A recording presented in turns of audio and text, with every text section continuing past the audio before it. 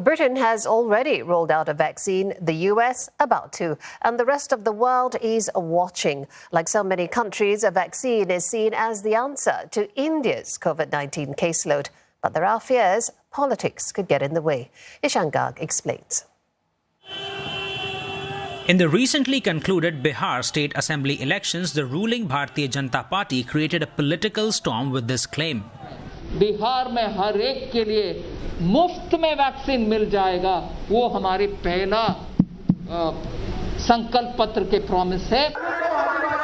Opposition parties allege that the BJP is using a COVID-19 vaccine as a political currency. They worry that the states ruled by the BJP may get the vaccine first and for free, while others may be left hanging, even as the Modi administration has committed to free vaccines for all.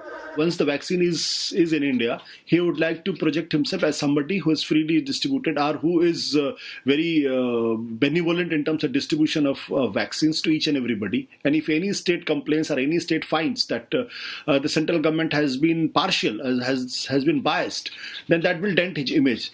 But with close to 40,000 COVID-19 cases being reported every day in India, time is of the essence. And there are concerns that the government could fast-track vaccine development, pressuring the scientists to come up with favourable results against an unrealistic deadline.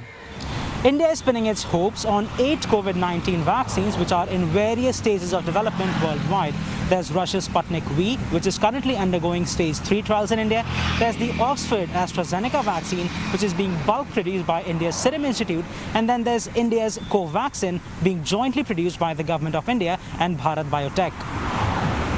The domestic candidate is currently holding stage 3 trials. The Indian Council of Medical Research says it could be rolled out by March, as the government says the vaccine has shown promising efficacy, but experts are urging caution. If the efficacy is not as published, then it would put the population at risk in the sense they will take the vaccine and they will ignore other safety measures and they might get COVID.